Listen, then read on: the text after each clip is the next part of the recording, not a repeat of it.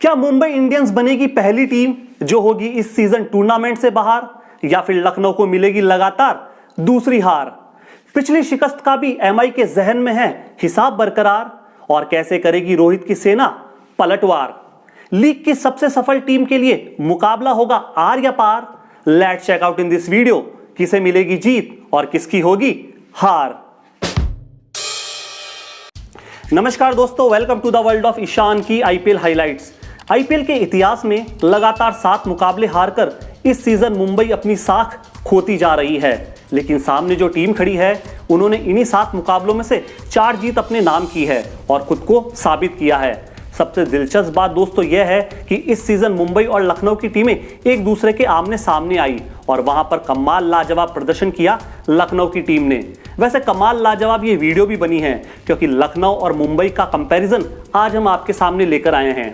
बात करेंगे pitch report की और होगा स्वैट एनालिसिस।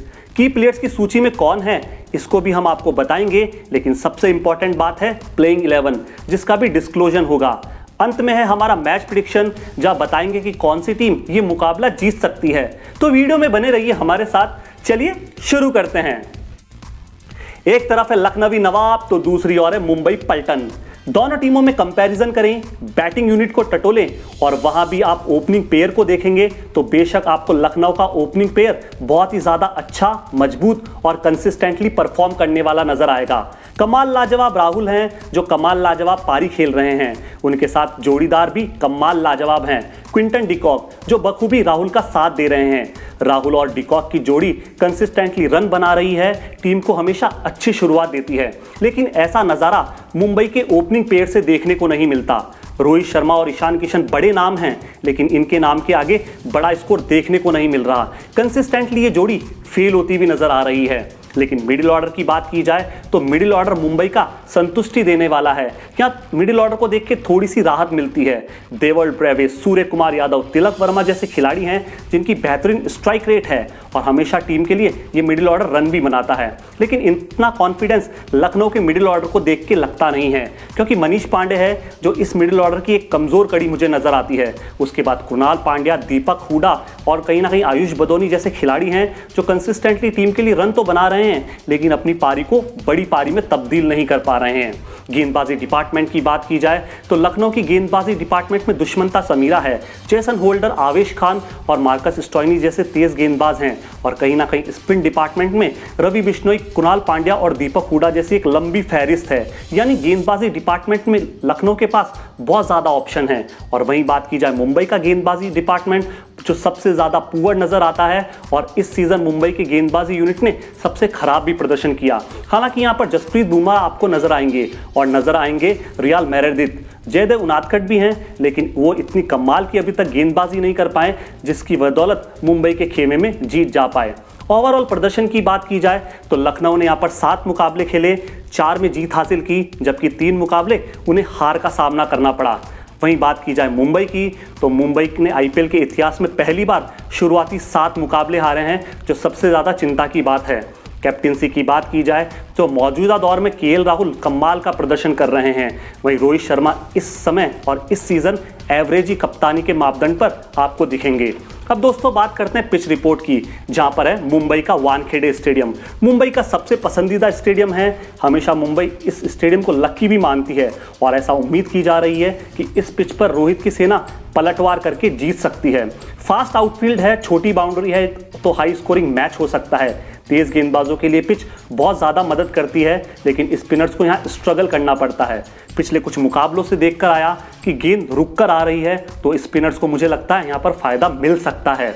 आईपीएल के अब तक 7 मुकाबले इस पिच पर खेले गए, 3 उस टीम ने बाजी मारी जिन्होंने पहले बल्लेबाजी की, जबकि 4 मुकाबले उस टीम के खाते में गए जिन्होंने पहले गेंदबाजी के विकल्प को चुना।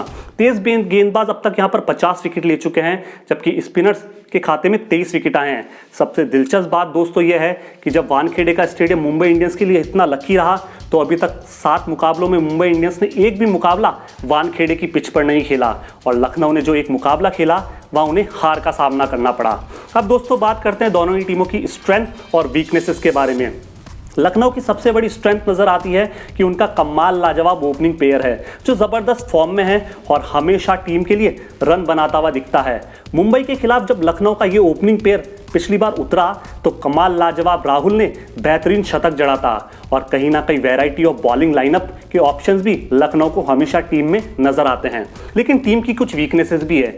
वीकनेसेस है मिडिल ऑर्डर, जहां वो हमेशा रन तलाशते हुए नजर आते हैं और ये मिडिल ऑर्डर की तरफ से रन बनते हुए आपको दिख भी नहीं रहे हैं। एक हल्का सा मुझे तेज गेंदबाजी का कंसर्न भी लगता है जो बहुत ही ज़्यादा एक्सपेंसिव साबित हो रहा है। अपॉर्चुनिटी की बात की जाए तो रवि बिश्नोई, आवेश खान, दीपक हुडा और आयुष बदोनी जैसे खिलाड़ी के लिए बहुत बड़ा मंच है और ये खिलाड़ी जब लखनऊ की तरफ से मौके मिल रहे हैं उन मौक़ों को मुझे लगता है भुनाते हुए भी दिख रहे हैं और हमेशा अच्छा प्रदर्शन कर रहे हैं। थ्रेट की बात की जाए तो सबसे बड़ा चिंता का कारण राहुल के लिए ये हो सकता है कि कभी किसी मैच में यदि ओपनिंग पेयर फेल हो गया तो हमेशा हमें देखने को मिला है कि निचला क्रम हमेशा स्ट्रगल करता हुआ नजर आया। अब दोस्तों बात करते हैं मुंबई इंडियंस की स्ट्रेंथ के बारे में। सबसे बड़ी स्ट्रेंथ है कि इस टीम में बड़े नाम हैं और हमेशा बड़े नाम हैं तो बड़े पारी और बड़ी स्कोर की उम्मीद की जाती है, लेकिन अब तक वैसा प्रदर्शन रहा नहीं है। मिडिल ऑर्डर में सूर्य कुमार यादव, डेवॉल्ट ब्रेविस, तिलक वर्मा और कायरन पोलार्ड जैसे खिलाड़ी हैं जो कंसिस्टेंटली परफॉर्म कर रहे हैं। हालांकि कायरन पोलार्ड ने अभी तक कोई बड़ी इनिंग खेली नहीं है, वही सबसे बड़ी वीकनेस मुझे नज़र आती है। और क्योंकि जो की प्लेयर्स उनकी टीम में हैं और हम देख रहे हैं कायरन पोलार्ड को, उसकी परफॉर्मेंस अभी तक दिखती नहीं है। बॉलिंग यूनिट इस टीम की सबसे बड़ी चिंता की विषय रही है और कहीं ना कहीं इस टीम की सबसे कमज़ोर कड़ी भी मुझे गेंदबाजी डिपार्टमेंट ही नज़र आता है। कहीं ना कहीं इस गेंदबाजी डिपार्टमेंट की वजह से ही मुंबई कंसिस्टेंटली 7 मुकाबले भी हारा है। अपॉर्चुनिटी की बात की जाए तो तिलक वर्मा, जयदेव उनादकर, डेवॉल्ट ब्रेविस जैसे यंग खिलाड़ी हैं, बड़ा मंच उनको मिला है और मुंबई इंडियंस लगातार इन खिलाड़ियों को मौका भी दे रही है और ये खिलाड़ी इस मौके को यदि भुना नहीं पाए, इस मौके पे चौका नहीं मार पाए तो मुझे लगता है आने वाले नेशनल टूर्नामेंट्स में इन्हें बाहर का रास्ता मिल सकता है। थ्रेट की बात की जाए तो यदि मुंबई यहाँ से मुकाबला हारा तो कन्फर्म रूप से टूर्नामेंट से बाहर नजर आएगा। अब दोस्तों बात करते हैं लखनऊ की प्लेइंग 11 के बारे में, जहां पर आपको कमाल लाजवाब राहुल तो दिखेंगे ही, उनके साथ एक बार फिर होंगे क्विंटन डिकॉक। राइट लेफ्ट की जोड़ी है, कमाल का प्रदर्शन करती है और हमेशा टीम को अच्छी शुरुआत देती है। फिर नाम आता है मनीष पांडे का। कभी बाहर हो रहे हैं, कभी इन्हें प्लेइंग 11 में खिलाया जाता है, नंबर 3 का स्पॉट दिया जाता है, लेकिन कंसिस्टेंट राहुल के सामने मनीष पांडे दिखते नहीं हैं, हमेशा फेल होते हुए नजर आते हैं और ये टीम की सबसे कमज़ोर कड़ी भी दिखती है। फिर नाम आता है दीपक हुडा और कुणाल पांड्या का। हमेशा अच्छा प्रदर्शन करते हैं, टीम के लिए कंट्रीब्यूट करते हुए नजर आते हैं, मुझे लगता है प्लेइंग 11 में तो खेलेंगे। फिर नाम आता है मार्कस स्टोइनिस का। ये बड़े खिलाड़ी हैं, मैच को पलटने का दम रखते हैं और तेज तर्राज बैटिंग करने का भी हुनर इनके पास है। आयुष बदोनी नंबर 7 पर दिखते हैं और मुझे सबसे बड़ी चिंता लगती है कि इतना यंग खिलाड़ी है तो नंबर 7 पर उन्हें मौका क्यों दिया जाता है, उन्हें नंबर 3 पर क्यों नहीं खिलाया जाता। फिर नाम आता है जैसन होल्डर का, दुष्मंता समीरा, आवेश खान और ये pace attack, pace battery Lucknow के लिए बहुत कुछ कर सकती है। सबसे ज़्यादा इंपॉर्टेंट बात है जेसन होल्डर की, जो स्लॉग ओवर में सबसे ज़्यादा विकेट लेती है। At last but not the least Ravi Bishnoi, जिनकी स्पिन गेंदबाजी वानखेड़े पर क्या कमाल करती है, ये देखने वाली बात होगी। मुंबई इंडियंस की प्लेइंग 11 में रोहित शर्मा होंगे और बेशक उनके साथ होंगे ईशान किशन। अभी तक हालांकि इनका कोई बल्ला कमाल का प्रदर्शन नहीं कर पाया, बड़ी पारी नहीं खेल पाया, लेकिन जब मुंबई वानखेड़े की पिच पर है तो मुझे लगता है रोहित और ईशान किशन यहाँ पर बहुत बड़ी पारी खेल सकते हैं। नंबर 3 पर डेवॉल्ट ब्रेविस आएंगे और छोटे ABDV इन्हें माना जाता है और कहीं ना कहीं 360 डिग्री प्लेयर भी हैं, तेज तर्रार रन बनाते हैं, मुंबई को इनसे बहुत बड़ी उम्मीद होगी। सूर्य कुमार यादव सबसे परिपक्व, भरोसेमंद और बेहतरीन खिलाड़ी मिडिल ऑर्डर को संभालते हुए दिखेगा। फिर नाम आता है तिलक वर्मा का, कायरन पोलार्ड और डैनियल सैम्स और इन 2 विदेशी खिलाड़ियों पर लोअर मिडिल ऑर्डर की जिम्मेदारी होगी। ऋतिक शौकीन, जसप्रीत बुमराह, रिले मैरिट और जयदेव उनादकट पर गेंदबाजी का बहुत बड़ा जिम्मा होगा। अब दोस्तों बात करते हैं की प्लेयर्स की।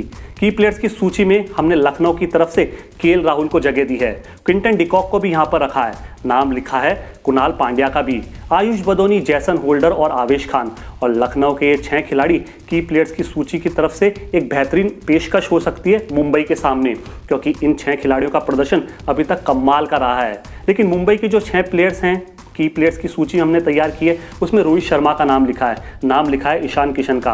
हालांकि रोहित शर्मा और ईशान के बल्ले से बड़े रन आए नहीं हैं, लेकिन मुझे लगता है इस मैच में दोनों ही बल्लेबाज कुछ बड़ा कमाल कर सकते हैं। फिर नाम आता है सूर्य कुमार यादव, डैनियल सैम्स, ऋतिक शौकीन और जसप्रीत बुमराह। और कहीं ना कहीं मुंबई के इन 6 खिलाड़ियों पर बहुत बड़ा दारोमदार भी होगा।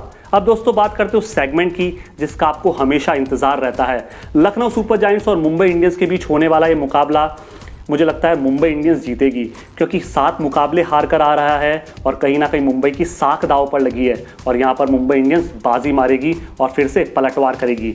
आपकी दोस्तों क्या राय है और आप क्या सोचते हैं कि मुंबई ये मुकाबला जीतेगी या नहीं? कमेंट बॉक्स में अपनी राय जरूर दें। शुक्रिया, बहुत बहुत धन्यवाद।